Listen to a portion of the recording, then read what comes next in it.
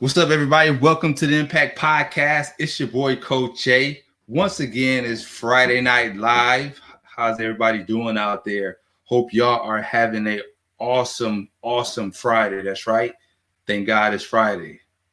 Big plans for the weekend? Let me know. Go ahead and drop a comment. But as for today, we got an awesome show going on today. Today, our message is prison to purpose.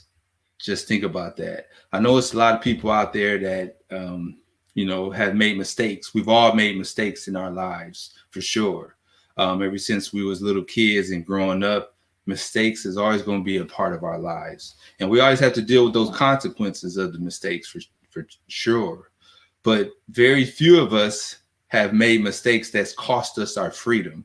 We know that there are people that's out there that have made these type of mistakes that's cost them their freedom, but very few of us know what that's like. And not just costing you your freedom, but also costing you your kids, where you had your kids taken away for almost up to 7 years.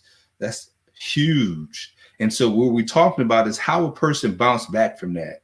How you go from being free and having your kids, raising your kids, to doing prison time in a cell for almost 7 years, losing your kids. How do you deal with that? How do you bounce back for that? That's what we're talking about. That's what we're going to talk about today. We're going to find out how my friend Shannon was able to deal with the prison, and even after you got out, how you was able to get your kids back, and how she's doing right now. Again, prison to purpose. Everybody that's been locked up or whatever mistake you have is there to make you stronger. You can use that mistake, turn it around, and use it to impact other people's lives. So keep it locked right here. We're going to get into it. It's your boy, Coach A. You're listening to the Impact Podcast Show.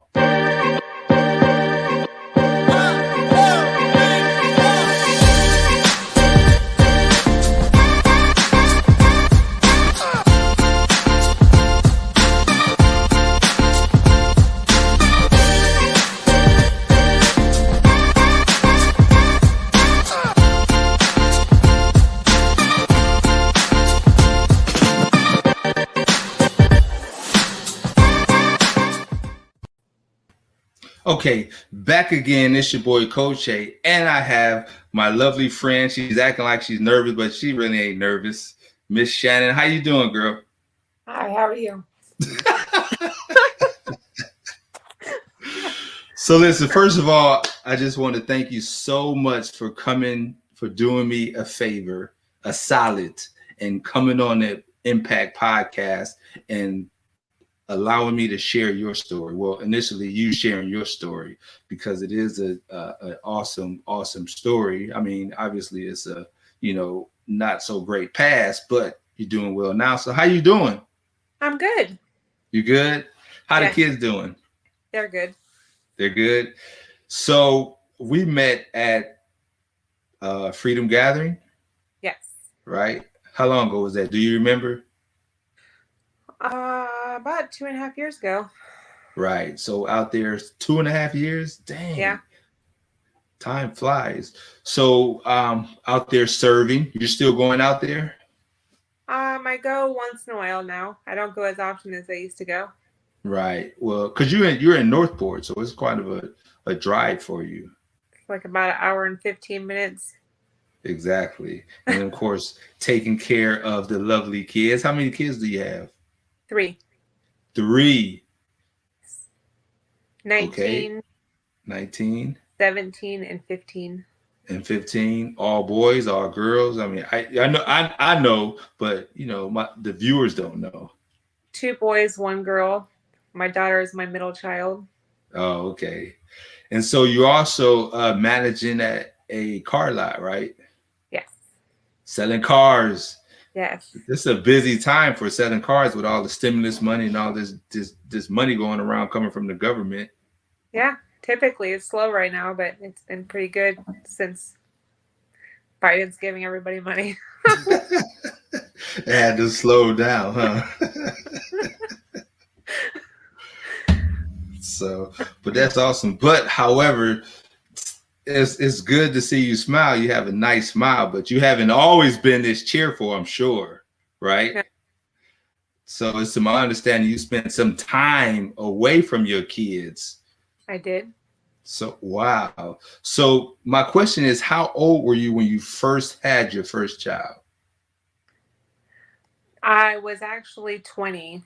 Mm-hmm. I So that's not. just turned 20 when he was, well, I was 19, but I turned 20 2 months later. Oh, okay. So he's about 20 years old. Hmm. So tell me about your life growing up. Like, did you have both your parents? Was it just you? I had my mom and I have two brothers. Mm-hmm. So your father wasn't a part of your life? No. Oh, okay. And now, have you met your dad or? I seen him once when I was 6. He actually passed while I was in prison. Oh, okay. Sorry to hear that. So you never even had the opportunity to build a relationship No. with your dad. Okay. So what about your life with just your mom? Was it, did you always have everything you need, or was it like a struggle? Tell me a little bit about that. My mom was actually a drug addict. Mm. So growing up with her was either foster care or, she was gone and her boyfriends or male friends would be the one caretaking because she liked to meet guys that don't like jobs. Meet guys that don't like jobs. They was allergic to working. They were allergic to working. So foster care. You've been in foster care. Yeah, I was in foster care when I was in New Jersey, Mm-hmm. which is where I was born. My mom tried to commit suicide, and they came out and took us. And then that was actually when I met my dad. He came and got us, and then they sent me to California. And my mom, my dad, and the boys moved to Florida. Wow. So you was born in New Jersey, Yeah. right? And then you end up going to foster care in New Jersey, or they sent you. No, I went in New Jersey. Oh, okay. So how did your the siblings end up going to California or Florida? My dad came and got us all out of the foster care system, and he knew that my mom would lose us again if we stayed in New Jersey. So him and my mom and my brothers ended up packing up a U-Haul truck and moving in with my grandparents in Florida, and then they sent me to uh, California with my So other grandparents. oh, okay, with your other grandparents. So tell me what California life was like. How old were you at this time? 6. 6. Yeah. So you remember during that time in California? That was a long time ago. Yeah, I remember they actually made me pick up my or they my cousin had came with me first to California. She didn't stay, but she stayed for a little while and then left. Okay. And then how you end up in Florida? My mom decided she wanted to parent me again, so she got me back from my grandparents. Oh, so at that time your mom moved to Florida? Yeah, with my dad and my brothers. Oh, okay. So what about high school? You went to high school in Florida? Yeah. So did you graduate? I didn't graduate high school in high school. I actually graduated and got my GED and a college certificate while I was in prison. Oh, okay. So so going to prison helped you out a little bit. Uh, I mean, I guess it helps if you let it. If you let it. Well, I mean, you was able to get your GED while you was there. Yeah, and then I actually was able to teach other um, women to and get their GED as well. Oh, okay. So before you got first of all, how many times have you been arrested? I really can't count how many times You don't have I enough you don't have enough fingers? fingers, but I was probably around 10 or 11 times. But the one big time I didn't get out the rest of the times was just like a 24-hour hold. Okay. And so the one big time is that's the one where you spent about 6.5 years, almost 7 years. Yeah. So what did you do? I got arrested for a DUI, serious bodily injury, entering contraband into a facility, and a bunch of drug and legion charges. So, well, a bodily injury. So I would imagine that it was an accident. You didn't beat nobody up, right? No, I ran a red light. Hmm. Okay. And so had you had been picked up for DUI before? No, that was my only time. Oh, and how old were you at this time? I was about 28, 29. 28, 29. So leading up to that point, obviously you was a drinker, right? What about drugs? Any other type of Actually, drugs? I wasn't. The DUI was pill related. Hmm. I wasn't drinking. I was actually high. Oh, okay. So did you have an addiction to pills, or it was just partying and? No, I had an addiction to opiates. Oh, okay. And opiates. Just a few years ago was one of the it in here in Manatee County that we had a lot of overdoses, Yeah. and we was actually ranked throughout Florida. So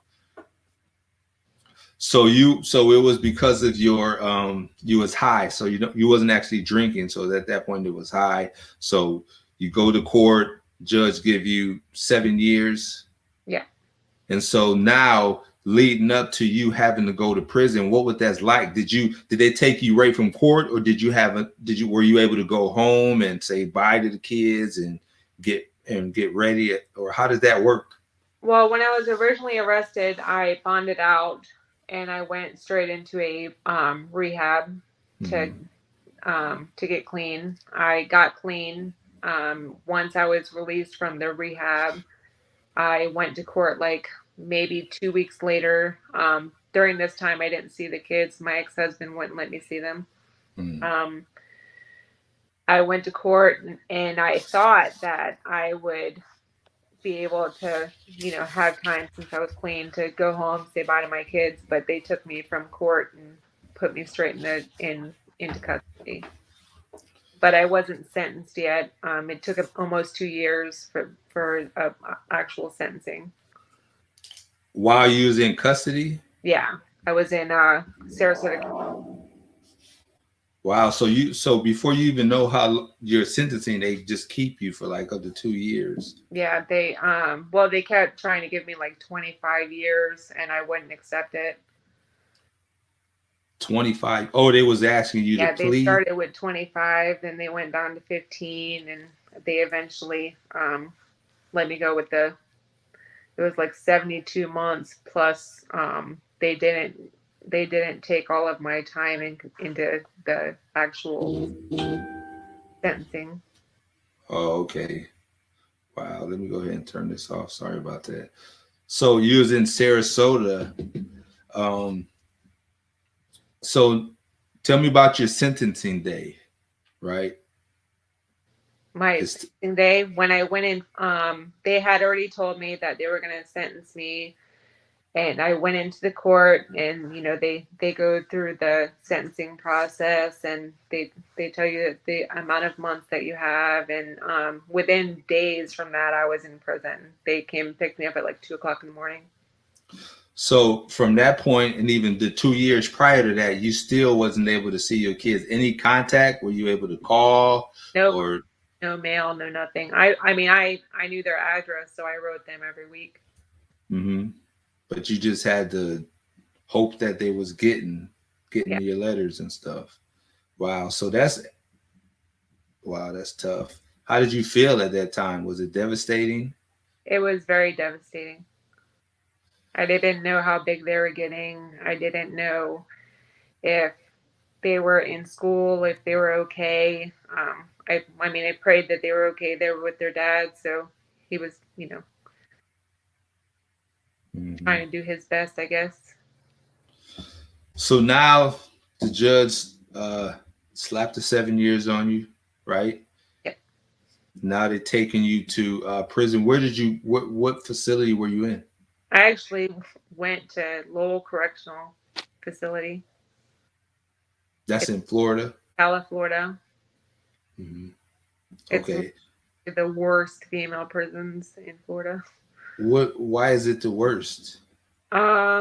The officers um are not nice. But raping and Oh, sexual favors, and they're just it's corrupt. so did you witness any of this abuse while you was there? I did, and during my prison sentence, I was actually confined for 8 months because of what an officer did. Oh, officer did something to you. Yeah.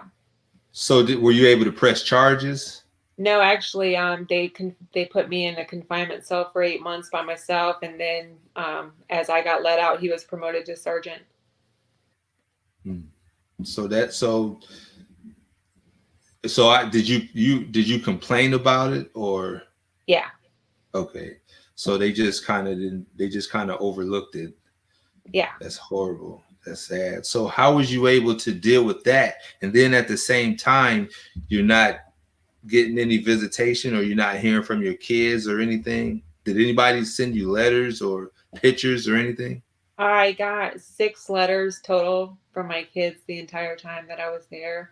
Mhm. My sister-in-law, my brother's wife, tried to steal pictures from Facebook of my kids, but there were photos that I had taken, so that was the only photos I had. Oh, okay. So yeah, I didn't just the ones that you get to had. grow. Say that again. I'm I sorry. didn't watch them grow. I Oh, I left toddlers and came back to teens. came back teens. Yeah. So here you are, first couple years. How did you get adjusted to you realizing that you know what? This is not the overnight 2 3 days or that I usually get. This is going to be 7 years. Yeah. Well, I obviously you go through struggles in prison, but I kept looking at what I was going to have when I came home. The more trouble I got into, the more things that I got into would cost me gain time, and gain time would cost me more time away from my kids. So I spent my time writing letters to my kids, sending them letters, drawing them pictures. I exercised. I taught wellness classes, Mhm. Pilates, yoga, working out. I got into the school system and helped other ladies there achieve their GED and college certificates. That's awesome. So the first few years, were you able to make some friends or or get close to anybody, or how did you, or did you just kind of stayed off to yourself? Because you said if you got in trouble, you was going to get more time added. So how did you avoid that as a out, because you can't avoid being in population all the time. For the first few years, I pretty much stayed to myself, but I did end up like 3 years before I got out. I ended up going into a drug program, which is called modality. Mm-hmm. Obviously, because I was placed there against my will, I was not having it at first. The drug program? Yeah, You didn't feel like you had a drug problem? no, I mean, I had already in prison. I mean, like, how much this place they make you write essays about your life, and they got like all in your personal business. That was like their thing. And Kind of like what I'm doing. yeah, yeah. But I got a lot out of that program, and I actually met some people, some women I still talk to this day. Awesome. And they're doing good. They I would assume that they've been released too. Yeah, most of them have been released, and they're doing really good. That's awesome. So that's interesting. You in prison, and you don't feel like you had a drug problem, right? Well, I mean, I didn't anymore, so Oh yeah, yeah. So, but was a lot of that because you was trying to get, show the judge that, hey, I'm clean and I'm okay. You don't have to send me up the road. Or did you feel like, you know what, I need to get my life together? I almost killed somebody or I almost did this. No, I knew I needed to get my life together. I was actually I'm 5'9" and I was 89 pounds. So when 89 pounds. I was a little bit of skin with some bones. So you wasn't eating? That's all you was doing was taking drugs. Yeah, That was your food. pretty much. So did anybody did anybody try you while you was in prison? Did you have any altercations or people try to bully you? Or I know you've seen other people get abused and stuff like that, but did you experience any of that yourself? Yes. When I first got to prison, I, so I, you know, when I first came, most people thought I considered a stud, which is like a female that's tall, but it wasn't like that. So a lot of them were more or less when a male female comes, they have all things. They're trying. I guess first got there, it was Uh-oh. I think we losing there. no. You I'm back. just came back. Yeah, your audio was going in and out. You're gonna have to tell that all over again. Oh, okay. When I first got there, I had a shaved head, kind of like a pink. I actually there was altercations because most of the females that had already been there, when they see a Is that stud, is that it? a little bit less hair actually, but yeah.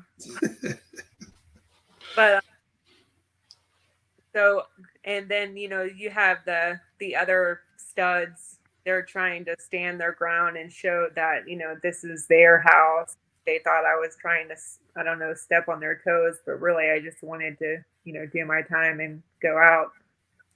So I did get into some altercations. Oh wow. So tell us about one of your altercations you remember. I'm just being nosy because I know you. Well, I was put into what's considered to be O dorm, and Oh, O dorms, O. I was put in there, and when I first got in there, there was like a couple different studs that they already, laid their platform, I guess you can say. what do you mean by later platform? And like that was their house, and I'm walking in their house, So so so you got to have a special card or something. You can't just walk past there. you can't. It's like that's their women. I'm all in their territory. Wow. So what happened? You walking in somebody else's territory. Yeah.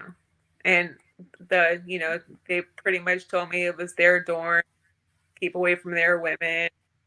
I pretty much told them I was strictly for, what I was doing, doing my time out. They can have all the women they want.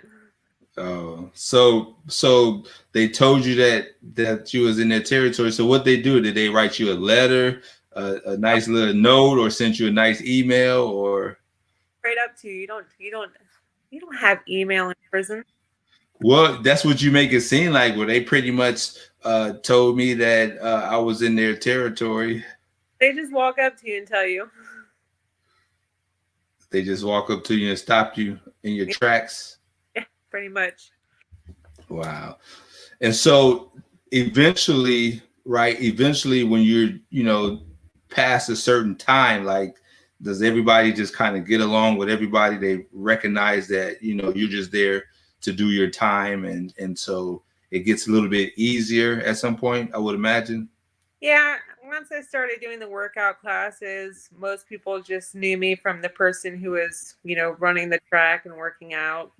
And that's pretty much how I was known. So, okay.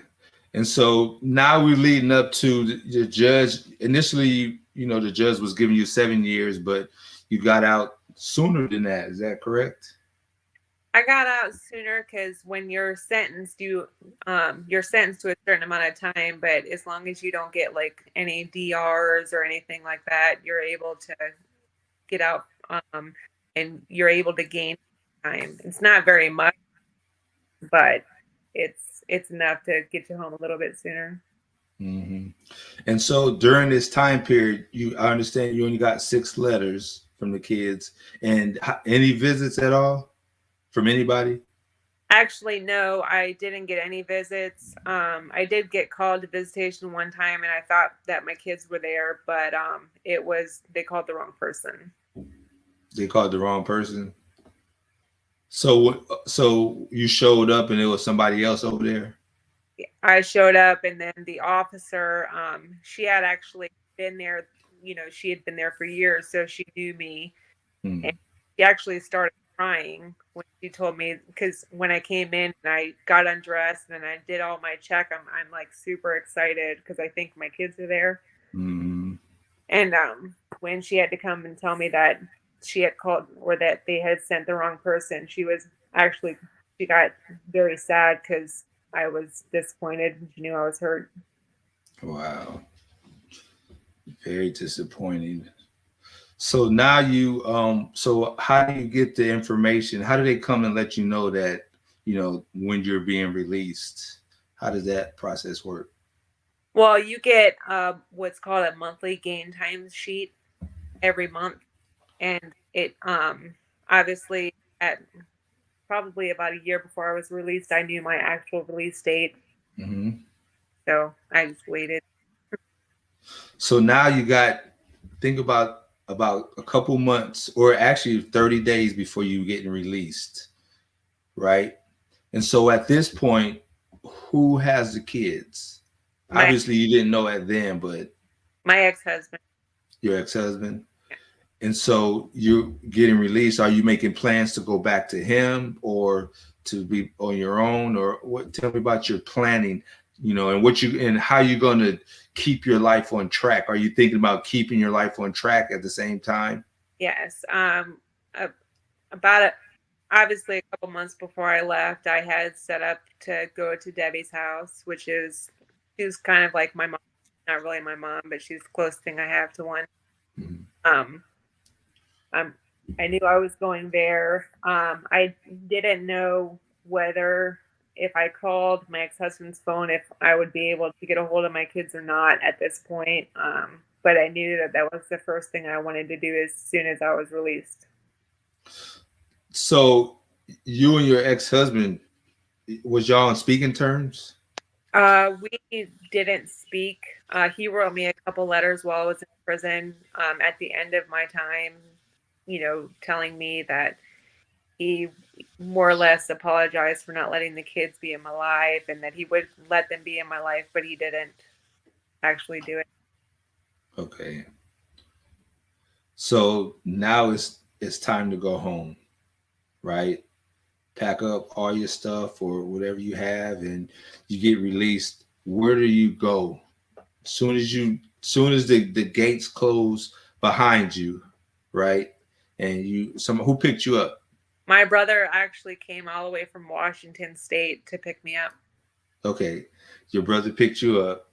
You jump in the car. Yeah. Where's the first place you go? We went to the gas station and I got a Mountain Dew.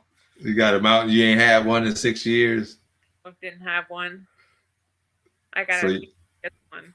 so that's all you got was one Mountain Dew? Yeah, and then I called my kids. I called my husband's phone and talked to my kids for the Mm-hmm. drive, like 3 hours. And then I didn't tell my ex-husband or my kids, but I knew exactly where they were, and that's where I was headed. So I was on the phone with my daughter, and I knocked on the door. Or no, I walked up to the door and I said, "Hey, Dicey, go to the door," and it was me standing there.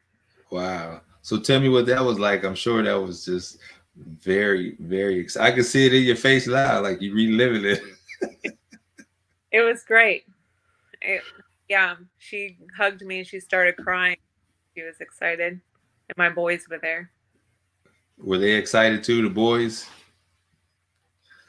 So tell me about the process. So now you just seen them, you visit them. Obviously, you had to go get your own place to stay. So did they? How long before they came to live with you after you was released? My ex actually let me take them the very day I got out. Uh, Mm-hmm. I was able to take them for the weekend, and then because I was staying at someone else's house, I was able to have them like every other weekend. Mm-hmm. It took me about 8 months. I got my own place, and then they came with me 50-50. Oh, okay. We losing. Look like we're losing your internet connection. Can you see me now? I can see you, but it's the connection. You're fading in and out. It's that Boost Mobile you got. AT&T. Okay, so all right, so you're getting the kids every other weekend, Yeah. right? Now, was it the because you didn't have your own place? Now, did the court keep you from having custody back, or you never officially lost custody? You just lost your freedom, so you didn't have no place I to never have your kids. I just lost my freedom. Hmm. And so even your ex-husband who had custody of him, he never petitioned to get full custody or to keep him himself either, right? No. Right. So they come in every other weekend, right? Yeah. How is that? How are you guys bonding now? That's a long time to go from toddlers to teenagers now. So how was that like? Trying to rebond with the kids and trying to discipline them if they do something wrong, or did you just walk right into it like I I've been walked here all along? they didn't it was like they it was like I was their mom. I walked right back into being mom. Oh, okay. So they didn't have any problems like you ain't been here, or they didn't No. give you any No. because you got good kids. That's why Yeah, great. It, I know them. I met them. yeah. 2 years ago, I actually have both my oldest children full time. They don't go to their dads anymore. Not my. I did nothing you just said. I said 2 years ago I got full. My oldest two, they Hmm. stayed permanently. Oh, okay. The oldest two. Where was they at before? Well, they were 50-50. They would go to their dads, and then they. Oh, okay. Oh, okay. So then that means you had to go to court for that. No, they asked their dad just to live with me, and he said okay. Oh, okay. I guess you was the cooler parent. Yeah, I'm the cooler parent. So it's awesome to hear how you was able to go through this process and still, because I know a lot of people that's been through prison and they've life changed completely for the worst. You know what I'm Right. saying? Like they come out with a lot more hate, a lot more resentment. And so, you've never built up any type of resentment. You kept a positive attitude and was able to turn it around. And so realizing that now you have a story to help other people. Yeah. I don't know if you realize that, but you have a powerful story to help other people, because it's not, you might have walked through it like it was simple, but it's not no easy task to be separated from your kids and from your freedom at the same time, and to be able to turn it around and use it for good. And now you're awesome. You're out, doing outreach. That's where we met. You was out doing outreach, and you have a nice job, pay you like $2 an hour, and and so you was able to save up money. So and now within the next couple of years you plan on purchasing a house, right? So My credit all good. yeah, exactly. Credit good. You've been clean, Yeah, which is most important. ten And so years. 10 years. And so now you're able to be a great example for your kids, because you obviously don't want your kids to go down that same path. No, I And don't. so that's the danger of being, hooked on drugs or in that type of environment as a parent, is that our kids can see this or pick up on it. Sometimes we try to hide it, but they can pick up on it, and they'll, pick up them habits. So it's just awesome that, you're able to turn that stuff around. So you, at any point in prison, did you give your life to Christ? You're a Christian, right? For what I know of. Actually, I did. During my 8-month confinement stay, the only thing I had to read was the Bible. And obviously before that, you even talked to me about God, and I was going to cuss you out. But you was that bad? You was cursing out? No, because because the way I was raised and because of everything that went on, I couldn't understand how there was a God and everything that happened to me. If there was God, how could that happen? But like everything. Now, define what you mean by everything that happened to you. Well, growing up, I was raped, beaten, abused in every way you can possibly think of by my mom's boyfriends, and Wow. It's so terrible. But during my 8 months in confinement, the only thing I had to read was the Bible, and I started reading, and then I realized that, God puts you through so much because He knows that you can handle it, and you can pick yourself back up, and He's there, even though you don't think that He's not. You think that He's not there, but He's actually there, holding you. Yes. Can I make one correction? God Yeah. doesn't. God does not put you through those things. God doesn't put us through those things, but however, He gives us the strength to overcome them. When you was going through that stage, God wasn't saying, "Okay, now you're going to be abused, and I'm going to make sure this happen. I'm going to allow this stuff to happen." No, it's unfortunate. Just like you had that accident that put that lady, I believe, in a terrible situation. The same way you've been through some stuff, she's been through stuff. It's because human error. We all make mistakes, and it's unfortunate that our mistakes overlap onto other people. So it's not that God is allowing it or God is doing these things to you, but however, the strength that's inside each and every one of us to overcome is what God has placed in you. So you've been able to, overcome everything that you've been through and keep a positive attitude and smile. Every time I talk to you, you're pretty much happy and smiling. So I think that's amazing. So you in confinement and you reading this Bible, right? So what happened? Did the whole cell light up and you saw Jesus in the sky, or No, I read, and I learned about David, which is one of my favorite chapters. But I learned that we, even though there's trials and tribulations in life, doesn't mean that God's not there. He's giving you the strength to walk through them.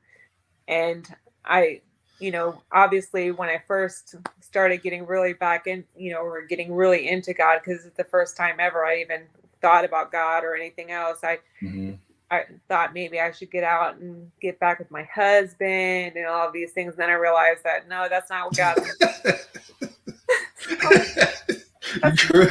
You corrected that quick, huh? Like, no, that's from the devil.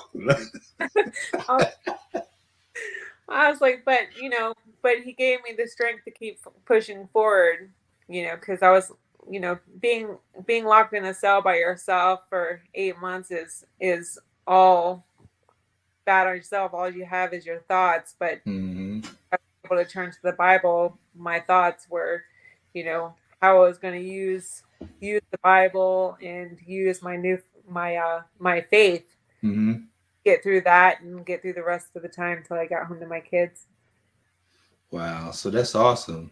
And so a lot of people use the Bible and their faith while they're in prison. And then as soon as they get released, right, they're like, thanks God, I appreciate that. I'll holler at you later. No. Not you? No, God is my I don't go to church a lot. but I do try to help when I can at Freedom Gathering. Mm-hmm. I do listen to, I listen, praise God. Yeah, praise God, you do listen. No, no, but my Christian music. I pray, sing in the shower, all that fun stuff. Oh yes. So you surround yourself around positive influences. Then that's good. That's good. So you get out of prison, right? You got the kids. They took your license. Oh yeah, they You did. have your license now, huh? Yeah, I do. Thanks to somebody. So tell me about that process of getting your license. Because I remember talking to you, and you're like, oh, I can't get my license. That ain't gonna be possible. No, my license was supposed to be suspended for 10 years. 10 years. And this is after you get released, or During, you had already been 6 years and then you got 4 years left. I had like 3.5, 4 years left, but Okay. someone told me I should try anyways. So I did, and I ended up getting my license back early. That's a smart somebody. Whoever that cat is very smart. So, but that's awesome though. So, it just shows that, number one, you can't give up. You can't give up. You always try until there's absolutely, till all the doors are completely closed, obviously. And so when the doors are completely closed and there's no other alternative, then, that's when you rest on whatever your decision is.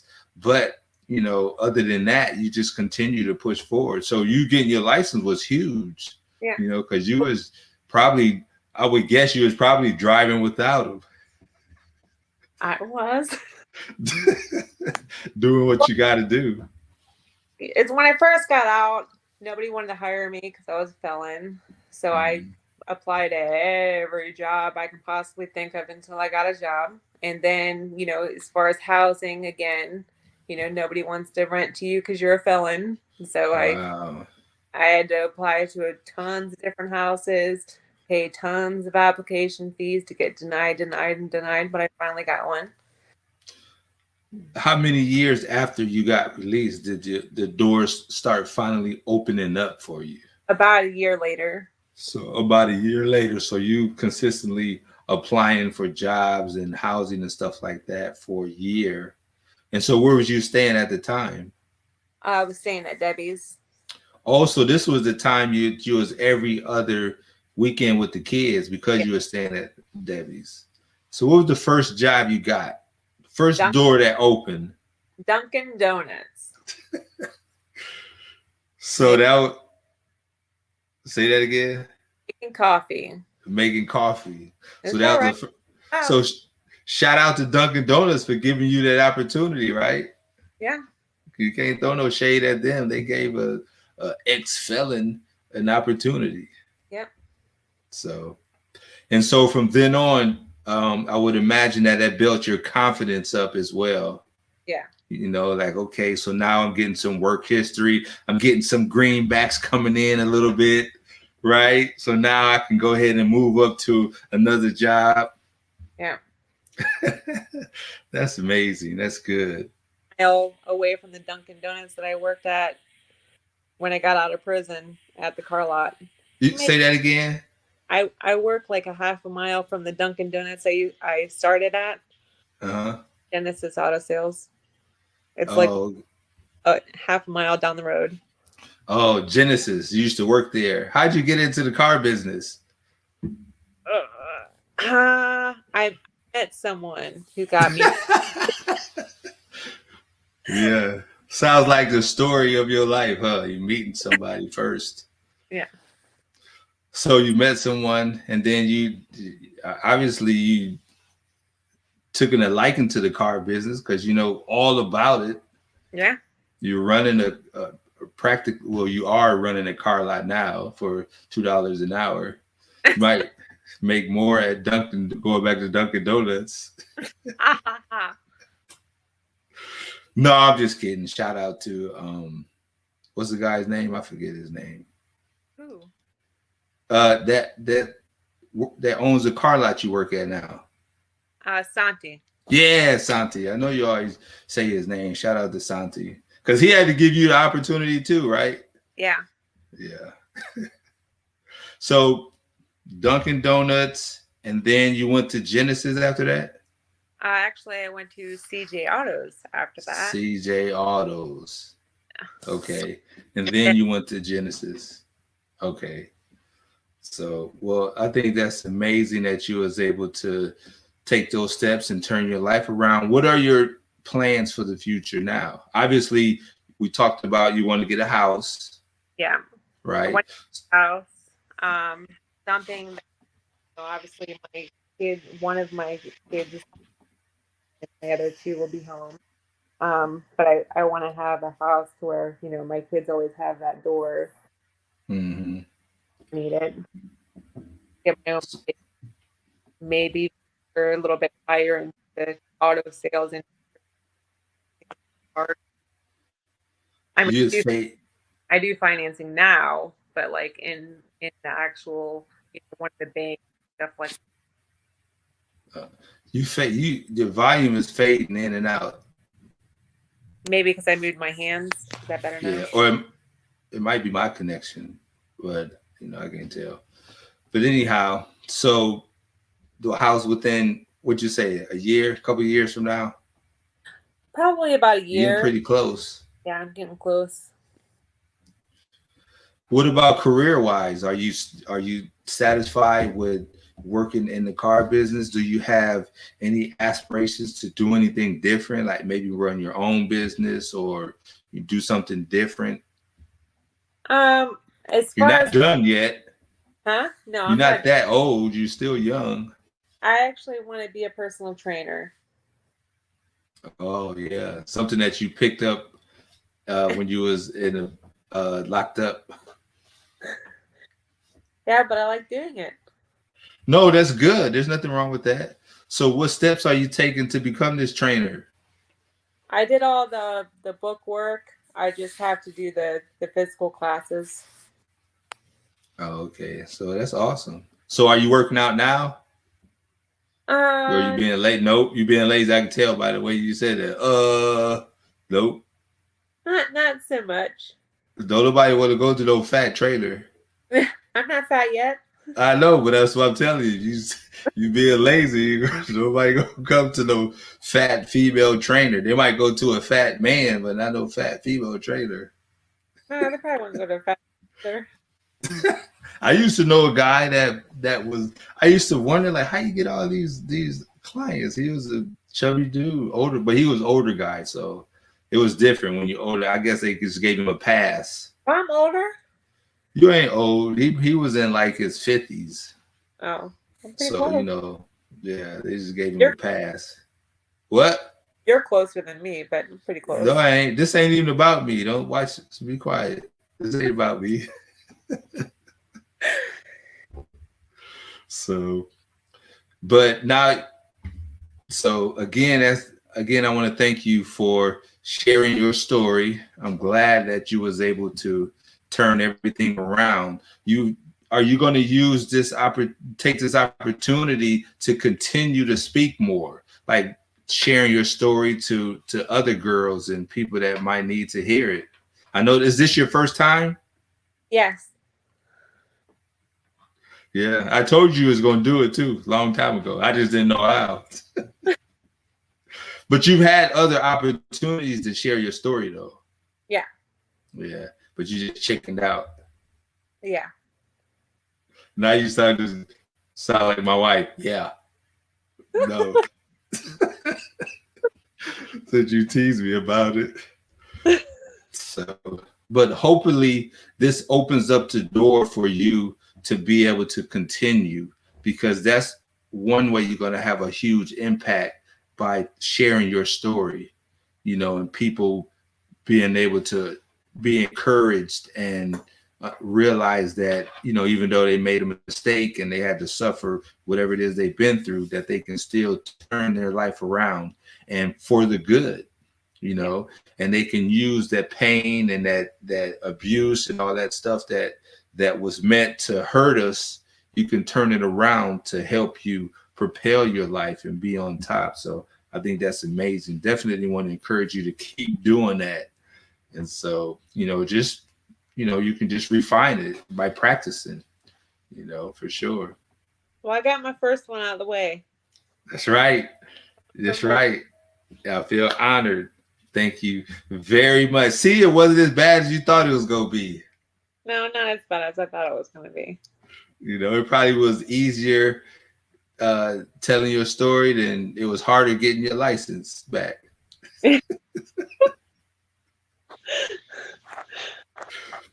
Yeah, I still remember arguing with you back and forth about that too. Not a whole lot, but we always have a little back and forth, and I'll be like, just go try it. You never know. Only thing they can say is no, right? So right. Hopefully you say it again. Can only go up from here. That's right. So hopefully you use that example, that license example, and you apply that to your life and whatever it is that you want, that we might think is difficult, or we might think that it's more of a challenge than we can handle. But until you actually go after it, you don't know. And so it's always better to go after whatever it is you want versus just allowing the thoughts to lead you. So, and that's where that faith comes, knowing that you can handle it. I mean, if you can, spend 6 years away from the kids and turn all that stuff around, you can do anything you set your mind to do. And you ain't go crazy, you can do anything. And still have the positive attitude and that's in the smile. So I'm telling you, you can do anything. So I hope you believe that for sure. Oh, I do. Good. Because I want to see it. The word no is okay, but if you don't try, you don't do anything. Exactly. And sometimes you don't take no for an answer. You just keep pushing until you get that yes. I'm definitely not a person that takes no for an answer. Yeah, unless they say you can't have your license. You took that no. So, but that's awesome. I don't want to hold you up no longer. I really, again, 1,000 thank yous for coming and sharing your story and being so candid. We're good friends, so it made it a lot easier for me to just, joke with you and talk about your story. Because I know some people watching like, why are you acting like that? It's because we already friends. So, because I was thinking, I'm like, am I gonna make it, dry and just be like, oh wow, that was terrible. Well, how did you do? Or if I was, so I had to make you feel comfortable. I hope you feel comfortable. I did. Thanks. So listen, give all the kids hugs and kisses. Y'all have a wonderful weekend, which you probably be at the car lot trying to make some money. Yeah. Yeah, $2 an hour. Say what? We're out wave running. Yes, wave running with your awesome boyfriend. Yeah. Yes. Give a shout out to my boy Drew. Tell him I said what's up. I will. Yeah.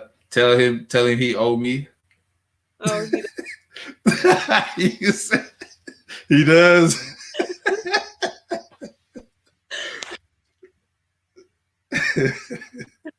We'll save that. We'll save that one. Oh yeah. Stay that for another show. So, all right, Shannon, I really appreciate it again, and you already know how to get in touch with me. All right. Bye. Bye. Oh man, awesome! It's never easy telling your story, especially when it's going out to potentially thousands of people, but there is some type of release at the same time, being able to release your story out, and so you get power from that. Even in the Bible, it teaches us that there's strength and power within your testimony.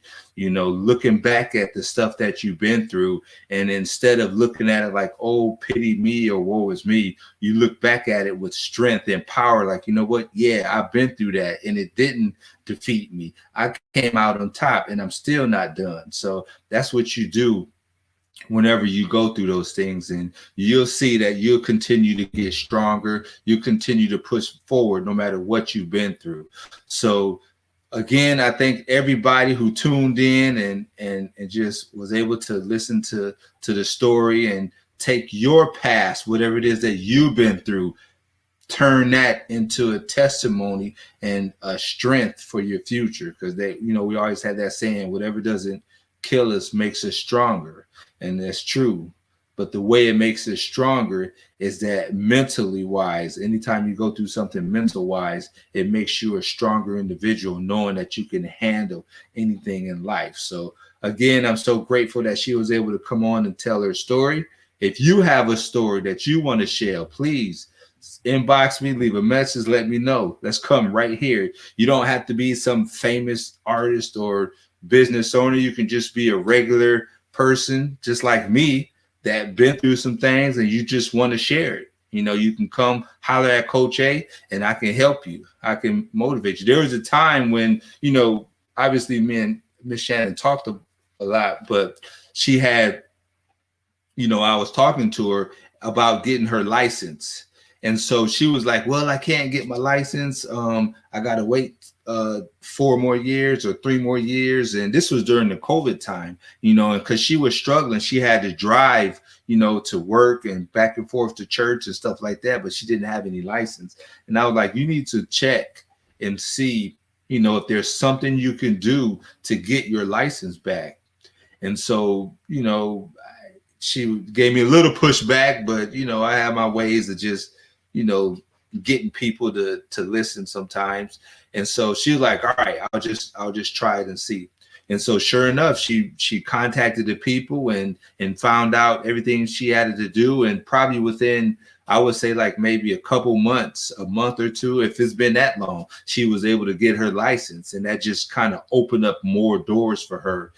First of all, it released her emotionally so that she don't have to be worried when she's, having to go to the store or run errands for her kids and stuff. So you just never know, what doors is open until, you get out there and try it.